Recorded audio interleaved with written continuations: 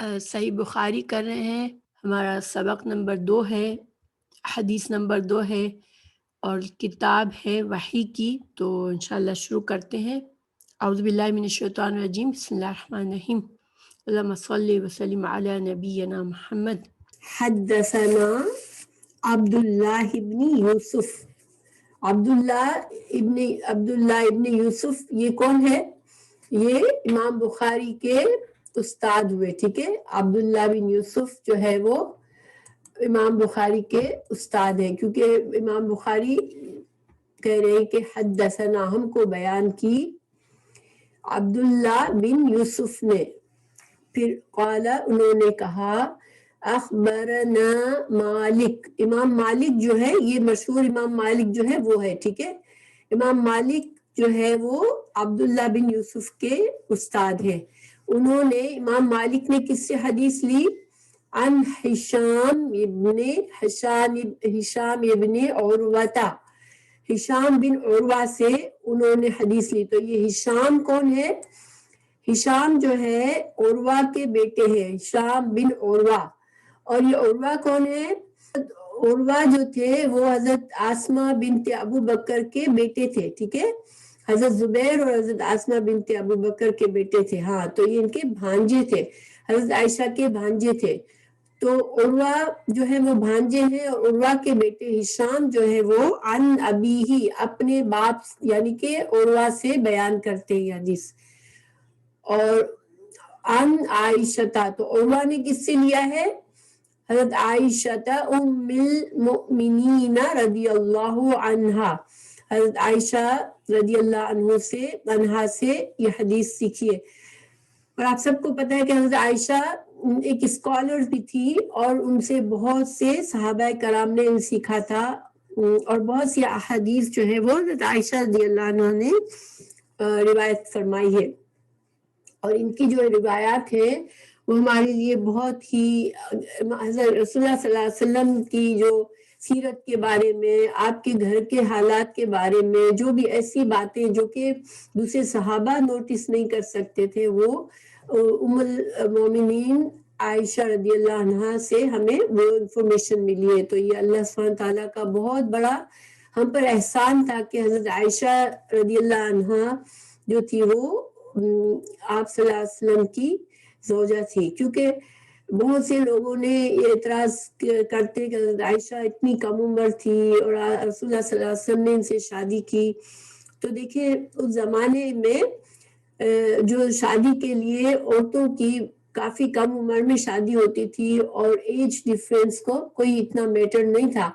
یعنی کہ بڑی عمر کے آدمی سے 6 سال میں بھی نکاح کر دیتے تھے، لڑکی کا 9 سال میں بھی کر دیتے تھے، اور یہ ایک کسٹم تھی اس زمانے کی. ٹھیک ہے، اور خود رسول اللہ صلی اللہ علیہ وسلم کی جو پہلی زوجہ تھی حضرت خدیجہ، ان کا اور آپ صلی اللہ علیہ وسلم کا بھی بڑا ایج ڈیفرنس تھا، مگر ان کا اپوزٹ تھا، وہ آپ صلی اللہ علیہ وسلم سے کافی بڑی تھی عمر میں. تو یہ ایک نارمل تھا. لیکن اللہ تعالیٰ نے دیکھیں حضرت عائشہ اگر اتنی ینگ نہ ہوتی تو اتنا ان کے اندر جذبہ، انرجی اور ان کی میموری کی شارپنیس اور یہ سب کچھ سیکھنے کی صلاحیت اتنی نہ ہوتی. پھر حضرت عائشہ کو اللہ نے ایسی شخصیت دی تھی کہ ان کے اندر بہت کیوریوسٹی تھی علم حاصل کرنے کی. تو یہ ہمارے لیے امت کے لیے ایک بہت بڑا ذخیرہ ان کی وجہ سے علم کا آیا. اور آپ صلی اللہ علیہ وسلم کو بھی ایک خواب میں اشارہ آیا تھا کہ حضرت عائشہ سے شادی کرنی ہے. تو اس بات پر بہت سے لوگ جو ہے وہ نان مسلم یا حدیث کے دشمن اور حضرت عائشہ رضی اللہ عنہ کو ناپسند کرنے والے اس بات پر اعتراض کریں، تو ہمیں مسلمانوں کو یہ علم ہونا چاہیے کہ یہ اللہ سبحانہ تعالیٰ کی طرف سے ایک امت پر احسان تھا کہ حضرت عائشہ رضی اللہ عنہ آپ صلی اللہ علیہ وسلم کے گھر میں تھی. ٹھیک ہے، تو حضرت عائشہ رضی اللہ عنہ کیا فرماتی ہے؟ ان الحارث بن ہاشم رضی اللہ عنہ. تو حضرت عائشہ فرماتی ہے کہ حارث بن ہشام یہ کون تھے؟ یہ صحابی رسول صلی اللہ علیہ وسلم تھے، اور یہ ابو جہل کے بھائی تھے. ابو جہل کا نام سب نے سنا ہے، یہ اسلام کا سب سے بڑا دشمن تھا، اور حارث بن ہشام اس کے سگے بھائی تھے، اور یہ مکہ جب فتح ہوا اس دن مسلمان ہوئے تھے، اور ان کی شہادت جو ہے وہ مسلمانوں کے لیے شام کی فتوحات میں جنگوں کے دوران ان کی شہادت ہوئی تھی۔ تو دیکھیں یہ بھی اللہ سبحانہ تعالیٰ کی کتنی جیسے مطلب جسے ہدایت دے دے اللہ، ایک بھائی دشمن اسلام تھا اور ذلت کی موت مرا، اور ایک بھائی نے اسلام قبول کیا اور شہادت کا مقام پایا۔ اللہ سبحانہ تعالیٰ ان کے درجات میں بلندی کرے۔ حارث بن ہشام رضی اللہ عنہ نے سوال کیا رسول اللہ صلی اللہ علیہ وسلم، رسول اللہ صلی اللہ علیہ وسلم سے سوال کیا، فقال تو کہا، یا رسول اللہ کیف یأتیک الوحی، کیفا کیسے، یعنی کیا کیفیت ہوتی تھی، یأتی کا آتی تھی آپ کے پاس، یأتی آتی تھی، کا آپ کے پاس، کا مطلب ہوتا ہے تیرا، ٹھیک ہے، الوحی وحی آپ کے پاس کیسے آتی تھی، مطلب کیا کیفیت ہوتی تھی وحی کے آنے کی۔ آپ صلی اللہ علیہ وسلم نے فرمایا، فقال تو فرمایا، رسول اللہ صلی اللہ علیہ وسلم، رسول اللہ صلی اللہ علیہ وسلم نے فرمایا، احیاناً جو ہے وہ ہینا کی جمع، ہینا کا مطلب ہوتا ہے عربی میں وقت، جیسے ہم کہتے ہیں نا اس وقت یہ ہو رہا تھا یا اس وقت یہ ہوا، یا تو جو وقت کا لفظ ہوتا ہے یہ عربی میں ہینا کہا جاتا ہے، ہینا ہا یا نون، اور ہینا کی جمع احیاناً۔ تو بعض اوقات ایسا ہوتا تھا، یاتینی آتی تھی، یاتی آتی تھی، نی میرے پاس، مثال صلصلۃ الجرسی، صلصلہ کا مطلب ہوتا ہے گھنٹی کی آواز، یعنی جب زنجیر، لوہے کی زنجیر کو اگر پتھر پر زور سے مارا جائے تو جو آواز نکلتی ہے اس کو صلصلہ کہتے ہیں، اور جرس جو ہے وہ گھنٹی۔ تو یہ گھنٹی کی مطلب یہ نہیں ہے کہ ہم جو گھنٹی سنتے ہیں، یہ ایک ہمیں مثال کے طور پر بتایا گیا، رسول اللہ صلی اللہ علیہ وسلم نے ایک مثال دی سمجھانے کے لیے کہ جس طرح لوہے کی زنجیر کو پتھر پر زور سے مارنے سے آواز نکلتی ہے، یا بڑا گھنٹا جو ہوتا ہے اس کے، آپ کو پتہ ہے اگر گھنٹے کے پاس انسان کھڑا اور اس کے کان کے پاس اگر بڑا گھنٹا بجے تو بہت بھاری قسم کی آواز ہوتی ہے جو ہمارے حواس پر بہت مشکل ہوتی ہے۔ تو یاتینی مثل صلصلۃ الجرس، صلصلۃ الجرس کی طرح، یعنی کہ گھنٹی کی آواز کی طرح آتی تھی کبھی، وہوا، اور یہ جو آواز ہوتی تھی، یہ کیفیت ہوتی تھی، اشد اکبر، اکبر کا مطلب ہوتا ہے سب سے بڑا، اصغر کا مطلب ہوتا ہے سب سے چھوٹا، احمد سب سے زیادہ تعریف کیا ہوا، تو اشد اسی وزن سے بنا ہے، اس کا مطلب ہے سب سے زیادہ شدید، ہو کا مطلب تھا وہی، یعنی وہی میں جو بھی طریقے آئے وہی نازل ہونے کے، اس میں سب سے زیادہ شدید جو طریقہ ہوتا تھا یہ، ہاں بالکل سپرلیٹو ڈگری ہے یہ سب سے زیادہ شدید طریقہ ہوتا تھا، جبکہ مجھے جس وقت مجھے یہ آواز سنائی دیتی تھی، فسما کا مطلب ہوتا ہے قطع ہونا، منقطع ہونا، مگر ایسا منقطع ہونا کہ دوبارہ شروع ہونے، ایسی چیزوں جو قطع ہونے کے بعد دوبارہ بھی شروع ہو، ٹھیک ہے، کیونکہ وہی آتی جاتی رہتی تھی نا آپ صلی اللہ علیہ وسلم کے پاس، تو فیفسم، تو جب منقطع ہوتی، یعنی کہ جب یہ سلسلہ ختم ہوتا وہی کا، انی مجھ سے، وقد تو تحقیق، وعیتو کا مطلب ہوتا ہے محفوظ ہو جانا، ٹھیک ہے، عنہ اس کو، یعنی آپ صلی اللہ علیہ وسلم کے قلب مبارک پر وہ وحی جو تھی وہ محفوظ ہو جاتی تھی، عنہ اس فرشتے سے، وہ ضمیر فرشتے کی طرف جاری ہے، اس فرشتے کی جو طرف سے جو کلام آیا ہوتا ہے اللہ کا، وہ مجھے میرے دل میں محفوظ ہو چکا ہوتا ہے، ماں جو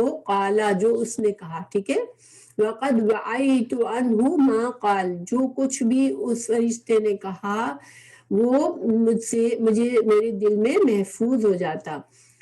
تو وَأَحْيَانًا اور بعض اوقات یتمثل مثل سے ہے یعنی کسی کی شکل کا کسی کا ہم شکل ہو جانا. ٹھیک ہے، کسی کی شکل کو اختیار کر لینا. تو یتمثل مینس فرشتہ جو تھا وہ شکل اختیار کر لیتا تھا، لی میرے لیے، الملک فرشتہ، رجلن ایک کسی شخص کی شکل یعنی انسان کی شکل اختیار کر لیتا تھا. فیکلمنی پھر وہ فرشتہ مجھ سے بات کرتا تھا کلام سے، پس وہ کلام کرتا تھا مجھ سے. ہاں، فائی تو میں اس کو پھر یاد کر لیتا تھا. یہ سیم روٹے آئی تو اور آئی میں آپ صلی اللہ علیہ وسلم کانشیسلی اس وحی کو یاد کر لیتے تھے غور سے سن کر، اور وعی تو آپ صلی اللہ علیہ وسلم کے دل پر خود سے محفوظ ہو جاتی تھی. ٹھیک ہے، یہ فرق ہے اس دونوں الفاظ میں کہ جو سلسلۃ الجرس سے جو وحی کا آغاز ہوتا تھا وہ آپ کے دل پر اترتی تھی وہ وحی، اور وہ آپ کو محفوظ ہو جاتی تھی. اور اس میں جب فرشتہ کلام کرتا تو آپ اس وحی کو غور سے سن کر یاد کر لیتے تھے. ما یقول جو وہ فرشتہ کہتا تھا. قالت کہا، عائشہ رضی اللہ عنہ نے کہا، وَلَقَدْ اور تحقیق رأیتو دیکھا میں نے، اس کو یعنی آپ صلی اللہ علیہ وسلم کو، ینزل نازل ہوتی، علیہ اوپر آپ صلی اللہ علیہ وسلم کے، الوحی وحی، فی الیومی دن میں، الشدید بہت سخت، البردی سردی کا، بہت شدید سردی کا دن ہوتا، بہت سخت سردی کا دن ہوتا. اس وقت بھی میں آپ صلی اللہ علیہ وسلم کو جب وحی نازل ہوتی تو میں کیا دیکھتی تھی، فیفصم تو جب وحی مکمل ہوتی تھی، جب وحی منقطع ہوتی تھی، عنہ آپ صلی اللہ علیہ وسلم سے، تو حضرت عائشہ کیا دیکھتی تھی، وَإِنَّ تو بے شک، جبینہ جبین کہتے پیشانی کو، آپ صلی اللہ علیہ وسلم کی پیشانی، لَيَتَفَصَّدُ البتہ فسد کہتے ہیں خون کی رگ کا پھٹ جانا. میں نے غلطی سے فسم پر کہہ دیا تھا. فسم کا مطلب ہوتا ہے کہ منقطع ہونا، وہی کا منقطع ہونے کے لیے آیا تھا. اور یتفصد یعنی کہ یہ سلسلہ جب بہہ جانا، یعنی کہ جس طرح اس تیزی کے ساتھ پسینہ بہتا تھا جیسے کہ کسی کی رگ پھٹ گئی ہو اور خون بہ نکلے، اس طرح سے پسینہ بہتا تھا. عرق کہتے پسینے کو. تو آپ صلی اللہ علیہ وسلم کی پیشانی پر اس طرح سے پسینہ بہتا تھا جیسے کہ خون کی رگ پھٹی اور خون بہ نکلے، اس طرح سے. تو یہ حضرت عائشہ رضی اللہ عنہ نے اس کیفیت کو دیکھا اور اسے ہمیں بتایا. ٹھیک ہے، تو یہ جو ٹکڑا ہے یہ دوسری حدیث کے طور پر بھی موجود ہے، اور اس حدیث کے ساتھ بھی حضرت عائشہ رضی اللہ عنہ نے جب یہ حدیث بیان کی تو یہ جو ہے وہ ٹکڑا ساتھ میں بیان کیا تھا کہ یہ اس طرح سے ہوتا ہے، کیفیت بتائی تھی. اب جو ہے ایک بار روانی کے ساتھ میں حدیث پڑھ کے سنا دیتی ہوں تاکہ آپ لوگوں کو عربی پڑھنے میں آسانی ہو انشاءاللہ. حدثنا عبد اللہ بن یوسف قال اخبرنا مالک عن حشام بن عروة عن ابیہ عن عائشة ام المؤمنین رضی اللہ عنہا ان الحارث بن ہشام رضی اللہ عنہ سأل رسول اللہ صلی اللہ علیہ وسلم فقال یا رسول اللہ کیف یأتیک الوحی، فقال رسول اللہ صلی اللہ علیہ وسلم احیانا یأتینی مثل صلصلة الجرس وهو اشدہ علی فیفصم عنی وقد وعیت عنہ ما قال. وَأَحْيَانًا يَتَمَثَّلُ لِلْمَلَكُ رَجُلًا فَيُكَلِّمُنِي فَأَعِي مَا يَقُولُ. قالت عائشة رضی اللہ عنہا وَلَقَدْ رَأَيْتُهُ يَنْزِلُ عَلَيْهِ الْوَحْيُ فِي الْيَوْمِ الشَّدِيدِ الْبَرْدِ فَيَفْصِمُ عَنْهُ وَإِنَّ جَبِينَهُ لَيَتَفَصَّدُ عَرَقًا۔ اب اس کو ہم ترجمہ پڑھتے ہیں، ٹھیک ہے۔ ہم نے عبداللہ بن یوسف سے حدیث بیان کی، ان کو مالک نے ہشام بن عروہ کی روایت سے خبر دی، انہوں نے اپنے والد سے نقل کی، انہوں نے ام المؤمنین عائشہ رضی اللہ عنہا سے نقل کی۔ آپ نے فرمایا کہ ایک شخص حارث بن ہشام نامی نے نبی صلی اللہ علیہ وسلم سے سوال کیا تھا کہ یا رسول اللہ، آپ پر وحی کیسے نازل ہوتی ہے؟ آپ صلی اللہ علیہ وسلم نے فرمایا کہ وحی نازل ہوتے وقت کبھی مجھ کو گھنٹی کی سی آواز محسوس ہوتی ہے اور وحی کی یہ کیفیت مجھ پر بہت شاق گزرتی ہے، پھر یہ کیفیت ختم ہوتی ہے تو میرے دل و دماغ پر اس فرشتے کے ذریعے نازل شدہ وحی محفوظ ہو جاتی ہے، اور کسی وقت ایسا ہوتا ہے کہ فرشتہ بشکل انسان میرے پاس آتا ہے اور مجھ سے کلام کرتا ہے، پس میں اس کا کہا ہوا یاد رکھ لیتا ہوں۔ عائشہ رضی اللہ عنہا کا بیان ہے کہ میں نے سخت کڑاکے کی سردی میں نبی کریم صلی اللہ علیہ وسلم کو دیکھا ہے کہ آپ صلی اللہ علیہ وسلم پر وحی نازل ہوئی، اور جب اس کا سلسلہ موقوف ہوا تو آپ صلی اللہ علیہ وسلم کی پیشانی پسینے سے شرابور تھی۔ اس حدیث میں ہمیں امام بخاری نے وحی کے بارے میں بتایا، وحی کی کیفیت کہ آپ صلی اللہ علیہ وسلم پر وحی کیسے نازل ہوتی ہے، ٹھیک ہے۔ تو اس لیے ہم تھوڑا سا وحی کے بارے میں زیادہ معلوم کریں گے کہ وحی کی تفصیلات کیا ہیں، ٹھیک ہے۔ اور اس حدیث میں وحی نازل ہونے کے دو طریقے بیان ہوئے، ایک تو آپ کو گھنٹی کی آواز سنائی دیتی تھی اور دوسری فرشتہ انسان کی شکل میں آتا تھا، یہ دو طریقے۔ لیکن اور حدیثیں ابھی ہم پڑھیں گے جس میں حدیث کی وحی کے نزول کی دوسری صورتیں بھی آئیں گی، اس وجہ سے میں نے وحی کے بارے میں ایک بار تفصیل سے بتانا چاہ رہی ہوں، ٹھیک ہے۔ تو وحی کیا ہے؟ دیکھیں، وحی اللہ سبحانہ تعالیٰ نے ہمارے لیے جس طرح زمین سے ہمارے جسم کی غذا مہیا کی، اللہ ہمارا خالق ہے، اسے معلوم ہے کہ ہمارے جسم کے لیے غذا کی ضرورت ہے، اور جو بھی جسم کی ضروریات ہے وہ اللہ نے زمین سے پیدا کی، کیونکہ ہمارے جسم کو اللہ نے زمین سے بنایا، ٹھیک ہے، مٹی سے بنایا، اور اللہ سبحانہ تعالیٰ نے ہماری روح کو آسمان سے نازل کیا، تو اللہ نے روح کی غذا کے لیے آسمان سے ہمارے لیے وحی نازل فرما کے ہمیں ہمارے مقصد زندگی کا بتایا، ہمیں اللہ سبحانہ تعالیٰ نے اپنا تعارف کروایا اور ہماری زندگی کا مقصد بیان فرمایا۔ تو وحی کیا ہے؟ وحی کے لغوی معنی جو ہے لغت میں اس کا معنی ہوتا ہے خفیہ اشارہ، خفیہ طور پر کوئی خبر دینا، انسان جیسے کسی طرح سے خفیہ طور پر سب کو نہ پتہ چلے، اس طرح سے کسی کو کوئی خبر دی جائے، اوکے۔ یہ لفظ الہام کے معنی میں بھی آتا ہے۔ اب الہام کو آپ لوگ سمجھتے ہیں نا کہ انسان کے کبھی کبھی دل میں کوئی بات آ جاتی ہے اچانک سے، اور وہ بات اتنی پختہ ہوتی ہے کہ آپ کو یقین ہوتا ہے کہ یہ بات ایسے ہی ہے، ٹھیک ہے، وہ الہام ہے۔ کوئی بات جو عام نالج سے نہ پتہ چل سکتی ہو، ایک ایسی کوئی بات جو کہ غیب کی بات ہو، یا کوئی ایسی انہونی بات ہو جو ہمارے دل میں خود سے آ جائے، اس کو الہام کہتے ہیں۔ پھر اشارہ کرنا، اس کا بھی اس کے طور پر یہ بھی معنی ہوتا ہے وحی کا، اور امر، کسی کو حکم دینا، امر کا معنی ہوتا ہے حکم دینا، تو یہ بھی امر بھی وحی کا لفظ امر پر بھی آتا ہے، ٹھیک ہے، حکم دینے پر بھی۔ قرآن میں وحی کا لفظ مختلف طریقے سے استعمال ہوا ہے، جس کی میں آپ کو مثالیں دیتی ہوں انشاءاللہ۔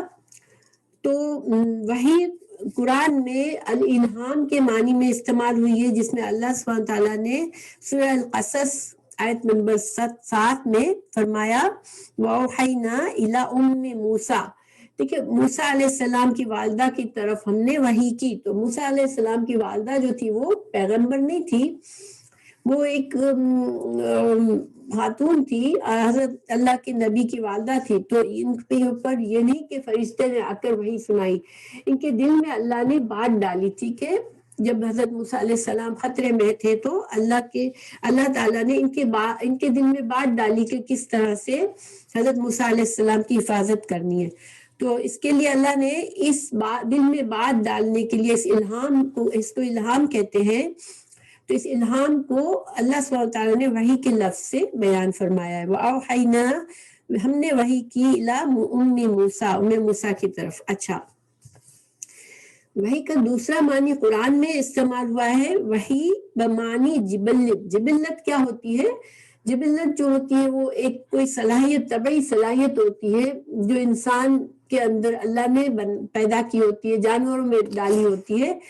جیسے مثال کے طور پر بچہ پیدا ہوتا ہے تو اس کو وہ چوس کر اپنی غذا لیتا ہے، تو اس کو چوسنے کی جو صلاحیت ہے وہ ایک جبلت ہوتی ہے، اللہ نے اس کو سکھائی ہوئی ہوتی ہے.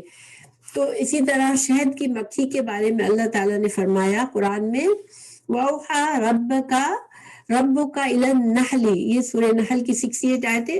سورہ نحل کی آیت نمبر 68، آپ کے رب نے شہد کی مکھی کے جی میں یہ بات ڈالی، یعنی مکھی کی جو طبیعت ہے، جو اس کی طبعی طور پر شہد کی مکھی کے اندر یہ صلاحیت ہے، اللہ نے یہ اس کو امر دیا، یہ حکم دیا ہے کہ وہ شہد تیار کرتی ہے. آپ دیکھیں کہ شہد انسانوں کے کام آتا ہے، لیکن شہد کی مکھی کی اگر آپ زندگی دیکھیں تو وہ اپنی ساری زندگی شہد تیار کرنے میں گزار دیتی ہے. تو یہ کیا ہے؟ یہ اللہ کی طرف سے اس کو حکم ہے، اللہ نے اس کی جبلت میں، اس کی طبعی طور پہ اس کو ایسا بنایا ہے. وہی بمانی اشارہ کے طور پر کیسے کسی اور جسم کے عضو سے اشارہ کرنا. سورہ مریم میں اللہ تعالیٰ نے فرمایا آیت 11 میں فَخَرَجَ عَلَىٰ قَوْمِهِ مِنَ الْمِحْرَابِ فَأَوْحَىٰ إِلَيْهِمْ، محراب سے نکل کے زکریا علیہ السلام نے اپنی قوم کو اشارہ کیا. تو اوحا اشارہ کیا، تو یہ وحی کا سیم روٹ ورڈ ہے، ٹھیک ہے. تو اشارے کے لیے آیا استعمال ہوا یہ نام. پھر وحی بمانی کونی امر، اللہ تعالیٰ کی طرف سے جو جامد چیزیں جیسے سورج جاندار چیز نہیں، ایک جامد چیز ہے، زمین بھی جامد ہے. تو اللہ تعالیٰ ان جمادیات، ان چیزوں کو بھی اللہ کا حکم سے وہ کام کرتی ہے. جیسے کہ اللہ تعالیٰ نے فرمایا، ہم دیکھتے ہیں سورج ہمیشہ مشرق سے نکل کے مغرب میں غروب ہوتا ہے، اور قیامت کے وقت وہ اللہ تعالیٰ کے حکم سے مغرب کی طرف سے نکلے گا. یہ قیامت کی بڑی نشانیوں میں سے ہے. تو اللہ تعالیٰ نے قرآن میں فرمایا یومئذ تحدث اخبارها بان ربک اوحی لها. سورہ زلزلہ آیت 4 اور 5 میں اللہ تعالیٰ نے فرمایا جس دن زمین اپنے اندر کی خبریں بیان کرے گی کیونکہ اس کے رب نے اسے حکم دیا ہے. تو یہاں پر زمین جو ہے ہر چیز اپنے اندر سے نکال دے گی، سارے زمین کے اندر چھپی ہوئی چیزیں باہر آ جائے گی، یہ اللہ کا حکم ہوگا. تو اللہ نے اس حکم کو وحی کا لفظ سے استعمال کیا ہے، ٹھیک ہے. پھر وحی بمانی پیغام الہی، یعنی کہ اللہ تعالیٰ کا جو پیغام فرشتوں کو بھی دیا جاتا ہے، کیونکہ فرشتے اس ہماری کائنات کا نظام چلانے کے لیے ہیں، اللہ کے ورکر سے وہ.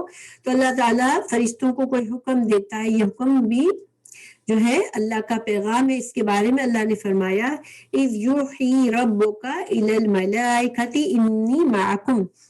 سورہ انفال 12 میں اللہ نے فرمایا کہ جب اللہ تعالیٰ نے حکم دیا، اپنا پیغام دیا فرشتوں کو کہ میں تمہارے ساتھ ہوں.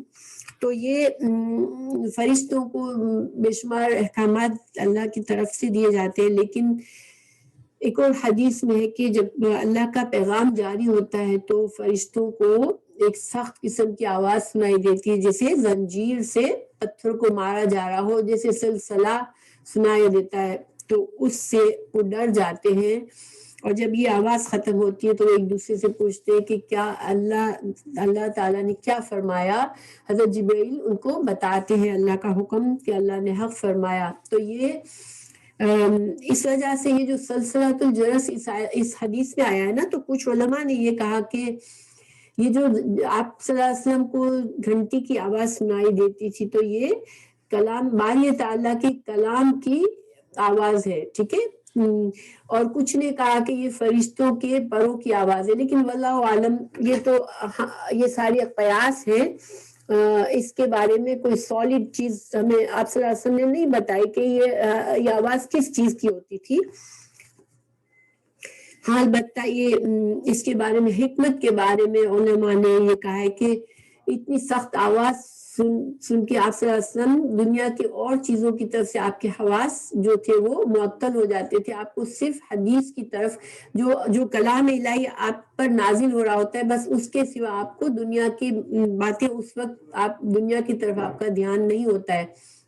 تو یہ سینس بنتا ہے کیونکہ جب بہت شدید قسم کی آواز کوئی ہمارے کان میں پڑتی ہے تو ہم وقتی طور پر اس آواز کی وجہ سے ہمارے حواس اتنے متاثر ہوتے ہیں کہ ہم دوسری چیزوں کی طرف سے بے خبر ہو جاتے ہیں اور بس اسی کی طرف دھیان چلا جاتا ہے۔ تو یہ سارے علماء نے غور و فکر کیا ہے، لیکن واللہ عالم اللہ سبحانہ تعالیٰ صحیح جانتے ہیں۔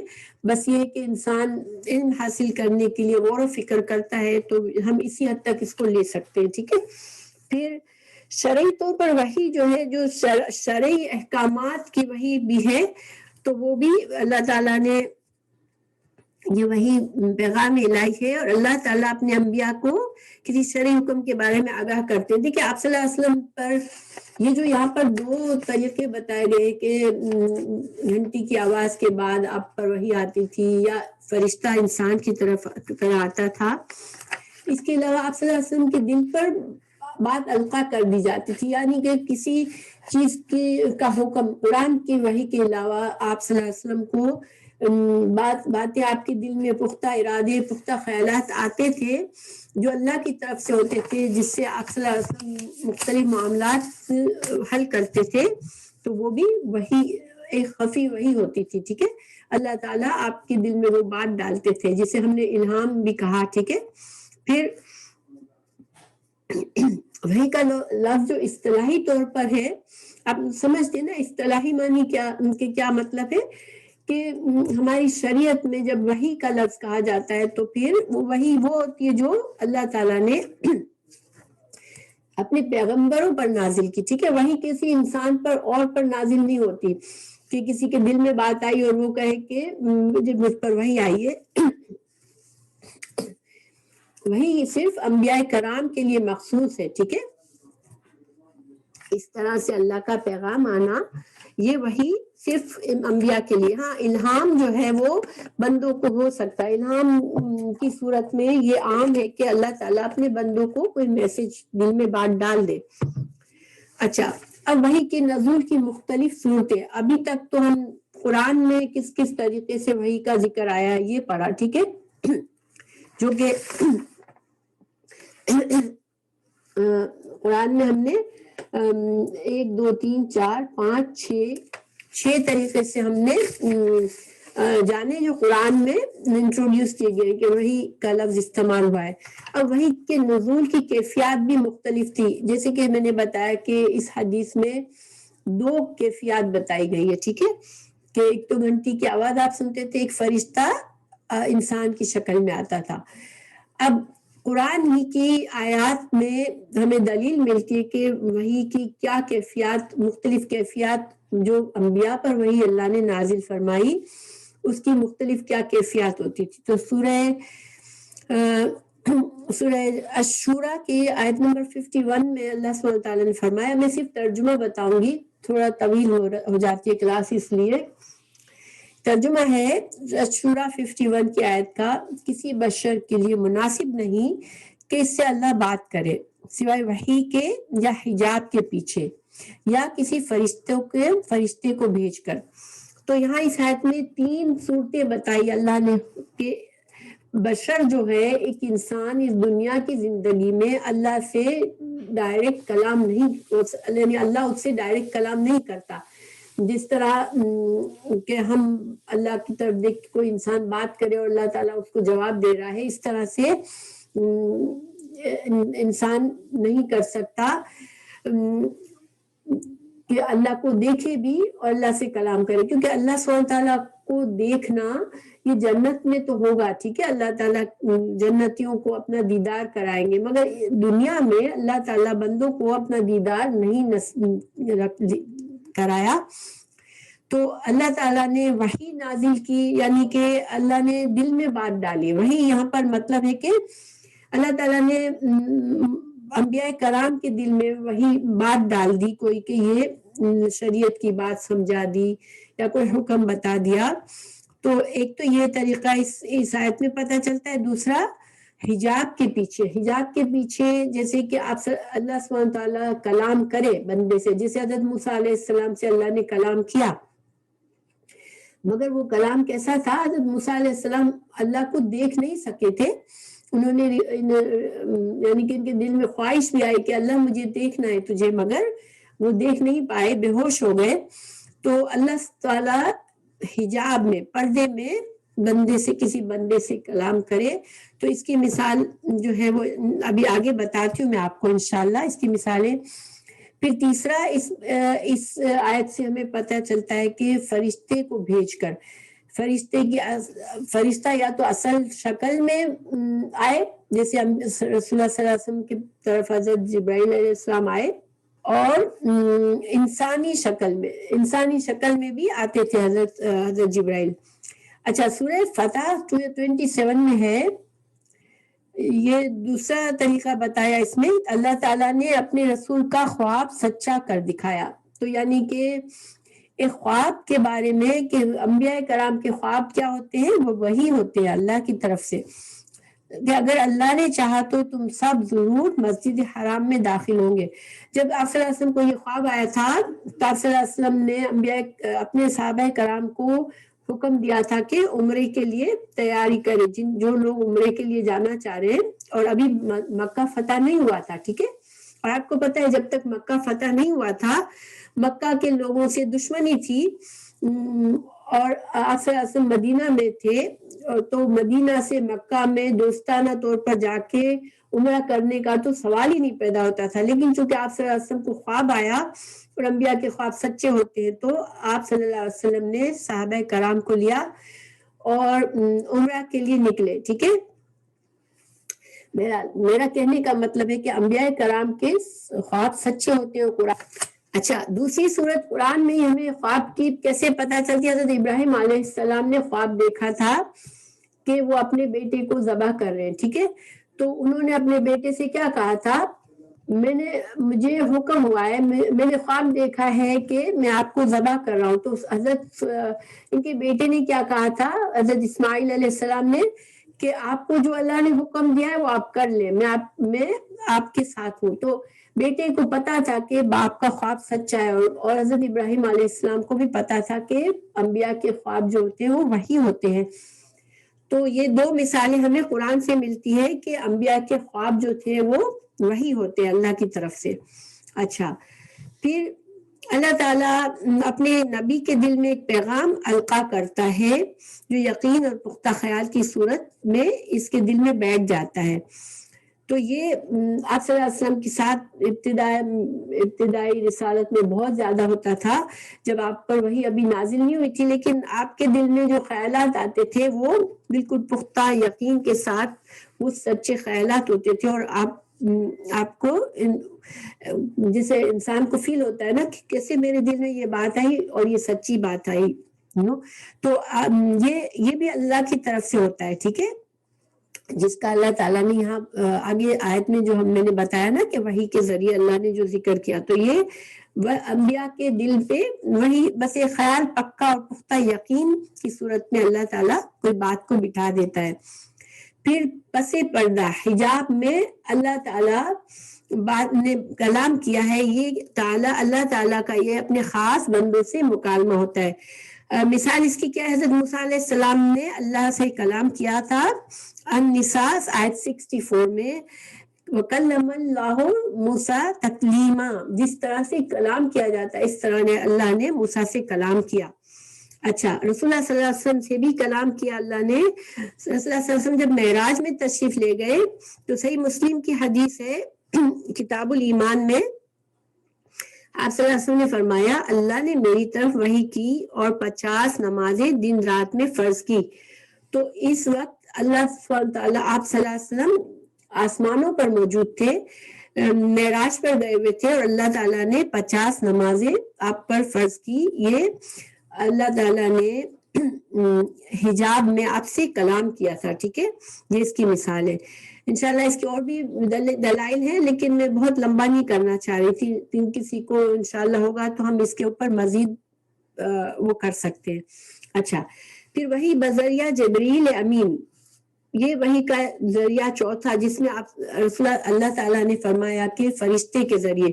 تو جبرائیل علیہ السلام کے ذریعے اللہ نے قرآن وحی کیا, جو آپ صلی اللہ علیہ وسلم کو حالت بیداری میں نازل ہوتا تھا. یہ وہی انداز تھا جو کہ آپ صلی اللہ علیہ وسلم نے اس وحی میں, اس حدیث میں بیان کیا کہ مجھے گھنٹی کی سی آواز سنائی دیتی تھی.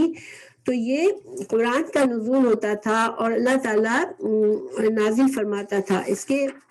اس میں جو اس کے دو طریقے ہیں. اس طرح سے جو جبرائیل علیہ السلام کے ذریعے جو وحی نازل ہوئی, وہی جو جبرائیل امین نے حروف حرکات اور سمے, یعنی کہ اللہ تعالیٰ کا کلام جو کا تو جس طرح سے اللہ تعالیٰ نے فرمایا, نہ ایک زیر زبر کے فرق کے بغیر حضرت جبرائیل نے آپ صلی اللہ علیہ وسلم تک پہنچایا وہ وہی. اور آپ صلی اللہ علیہ وسلم نے بھی جبرائیل امین سے حاصل کرنے کے بعد بالکل اسی طرح صحابہ کرام کو پڑھ کر سنا دیا.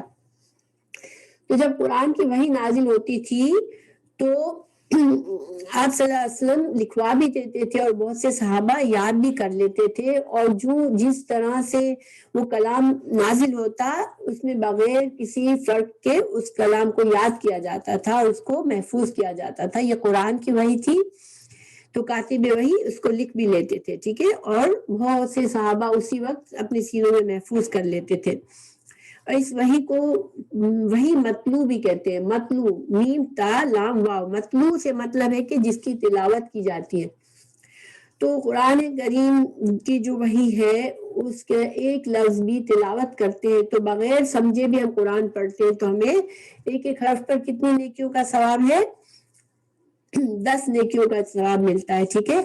تو اس وحی کو وحی مطلوع کہتے ہیں, اور اس کو وحی جلی بھی کہتے ہیں, اور یہ قرآن مجید کی شکل میں الحمدللہ ہمارے پاس موجود ہے, ٹھیک ہے. اور وحی کے نزول کی یہ کیفیت جو تھی وہ خاص ہوتی تھی, ٹھیک ہے, جو کہ اس حدیث میں بیان کی ہے کہ اس میں گھنٹی کی سی آواز سنائی دیتی تھی آپ صلی اللہ علیہ وسلم کو, اور جو صحابہ کرام آپ کو دیکھ رہے ہوتے تھے ان کو نظر آتا تھا کہ آپ کی کیفیت بدل جاتی تھی, آپ کی سانس بہت تیز ہو جاتی تھی, جیسے کہ ایک سویا ہوا انسان گہری گہری سانسیں لیتا ہے, کچھ خراٹوں کی سی آواز آتی ہے, تو ایسی آپ کی کیفیت ہو جاتی تھی, حالانکہ آپ سوئے ہوئے نہیں ہوتے تھے. اور جو صحابہ کرام آپ کے نزدیک ہوتے تھے ان کو شہد کی مکھیوں کی بنبناٹ سی آواز سنائی دیتی تھی, ٹھیک ہے. آپ صلی اللہ علیہ وسلم کو تو گھنٹی کی آواز سنائی دیتی تھی, لیکن صحابہ کرام کو شہد کی مکھیوں کی سی بنبناٹ سنائی دیتی تھی. تو یہ قرآن کی وحی ہے جو کہ اس حدیث میں ہمیں اس کا ثبوت ملتا ہے, ٹھیک ہے. پھر جبرائیل علیہ السلام جب انسانی شکل میں آتے تھے اور اللہ کے احکامات دیتے تھے, ٹھیک ہے, تو یہ وحی جو تھی وہ احادیث کی طرح ہوتی تھی, یعنی کہ قرآن کی تفسیر سمجھاتے تھے, قرآن میں جو احکامات مختصر ہیں ان کی تفسیر سمجھاتے تھے, یہ سب وحی سے ہوتا تھا. اور یہ حضرت جبرائیل جو تھے وہ کبھی انسانی شکل میں آتے تھے آپ صلی اللہ علیہ وسلم کے پاس, اور اس میں کہا جاتا ہے کہ ایک صحابی تھے داہیہ قلبی, ان کی شکل میں اکثر آتے تھے. اس کے علاوہ بھی ایک حدیث جبرائیل نام کی حدیث ہم انشاءاللہ پڑھیں گے, اس میں حضرت جبرائیل نے ایک عربی کی شکل اختیار کی تھی, ٹھیک ہے. تو مختلف شکلوں میں حضرت جبرائیل آتے تھے اور وہی نازل ہوتی تھی.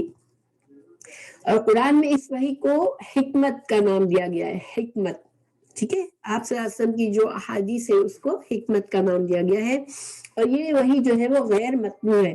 غیر مطلوع کا کیا مطلب ہے کہ جس طرح قرآن کی تلاوت سمجھے بغیر بھی اگر پڑھتے تو ہمیں اجر و ثواب ملتا ہے, اگر ہم بیٹھ کے حدیث کی تلاوت اس طرح کریں تو یہ سیم اجر و ثواب اس کا نہیں ہے. ظاہری بات ہے حدیث سیکھنے کا اپنا ثواب ہے، اس کو سمجھنا، اس پر عمل کرنا، اس کو سیکھنا سکھانا، یہ سب اجر و ثواب کام ہے. مگر جو قرآن کے ہر لفظ پر 10 نیکیاں ملتی ہیں وہ اس حدیث پر نہیں ہے. ٹھیک ہے، وحی اس وجہ سے اس کو وحی غیر مطلوع کہتے ہیں. حضرت جبرائیل علیہ السلام کو آپ صلی اللہ علیہ وسلم نے ان کی اصلی صورت میں بھی دیکھا ہے. ٹھیک ہے، 2 مرتبہ دیکھا ہے. ایک جب اس کی حدیث آئے گی اگلی حدیث میں ہمیں پتہ چلے گا، اور ایک جب آپ صلی اللہ علیہ وسلم معراج پر جا رہے تھے تو سدرۃ المنتہا کی طرف آپ کو دیکھا تھا، حضرت جبرائیل کو ان کی شکل میں دیکھا تھا. یہ انشاءاللہ دو دفعہ کا ذکر ہے.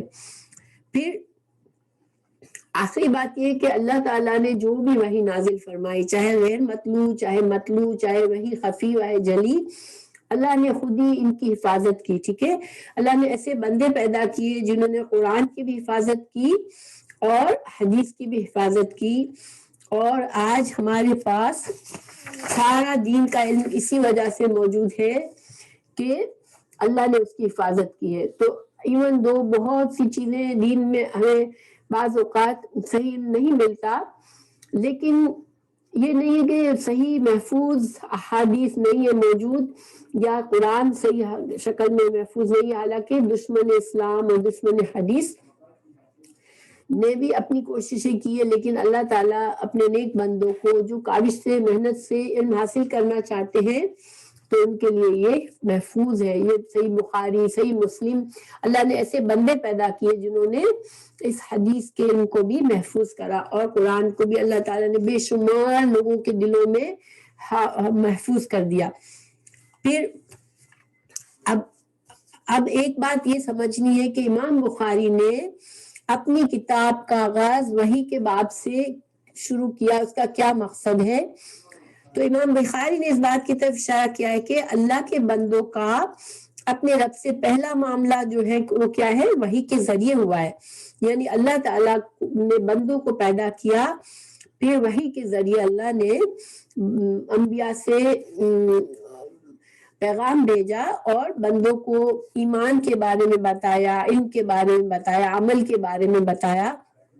تو گویا وحی جو ہے وہ پہلی چیز ہے، پھر ایمان ہے، پھر عمل ہے، پھر علم ہے، پھر عمل ہے. تو اسی طرح امام بخاری نے اپنی کتاب میں جو کتابت کی ہے، تو ہم دیکھیں گے کہ پہلے وحی کا کتابت کی ہے، وحی کی کتاب درج کی ہے، اس کے بعد ایمان کے متعلق ساری احادیث بیان کی ہے، اس کے بعد علم کے بارے میں ساری احادیث بیان کی ہے، اس کے بعد عملی معاملہ شروع ہوتا ہے تو عمل کی باتیں بتائی ہیں. اللہ تعالیٰ نے بھی قرآن میں فرمایا ما کنت تدری ما مل کتاب ولل ایمان، کہ وحی کے نزول سے پہلے آپ صلی اللہ علیہ وسلم کو کچھ کتاب کیا ہے، ایمان کیا ہے، یہ سب کچھ نہیں پتا تھا.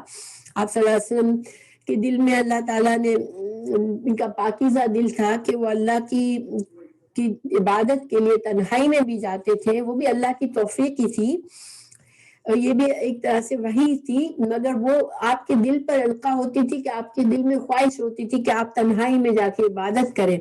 مگر آپ صلی اللہ علیہ وسلم کو پتہ نہیں تھا کہ ایمان کیا ہے، اللہ کی کتاب کیا ہے.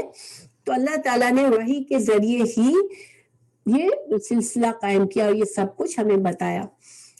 ہمارے دین میں وحی، ایمان، علم اور عمل کا مقدمہ ہے. ٹھیک ہے، کہ وحی کے ذریعے پھر ہمیں اور چیزوں کا پتہ چلا. اسی لیے امام بخاری نے اپنی کتاب کا آغاز اسی طرح سے کیا ہے. یہ ان کی حکمت ہے، ان کی گہری سوچ ہے جو انہوں نے ایسا کیا ہے.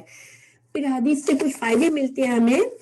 نمبر 1 فائدہ ہمیں یہ ملتا ہے کہ اللہ تعالیٰ نے وحی کے ذریعے بندوں کی رہنمائی کی، اور ہمیں اس حدیث میں آپ صلی اللہ علیہ وسلم کی زبانی ہمیں یہ ثبوت ملتا ہے کہ آپ پر وحی نازل ہوتی تھی. ٹھیک ہے، اور کس طرح سے، کس کیفیت سے نازل ہوتی تھی یہ ہمیں پتہ چلتا ہے. تو اس حدیث کا یہ فائدہ ہمیں ہوتا ہے.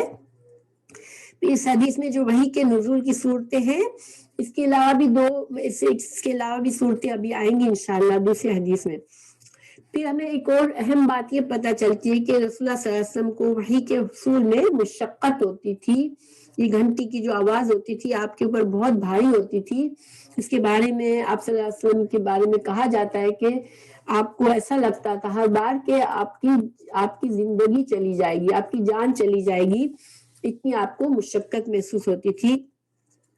تو ہمارے لیے اس میں سبق یہ ہے کہ آپ صلی اللہ علیہ وسلم کے درجات اللہ نے بلند کیے, جو بھی تکلیفیں آپ نے برداشت کی اس دین کے لیے, اور ہمیں بھی اگر اللہ کے دین کا علم سیکھنا ہے تو ہمیں کوئی تکلیف محسوس ہو, کوئی مشکل آئے, کوئی ہمارے اوپر اس کی وجہ سے ہمیں کچھ قربانیاں دینی پڑے, تو ہمیں اللہ پر بھروسہ کرنا چاہیے اور انشاءاللہ نیت کرنی چاہیے کہ اللہ اس کے ذریعے ہمارے درجات بھی بلند کرے گا انشاءاللہ.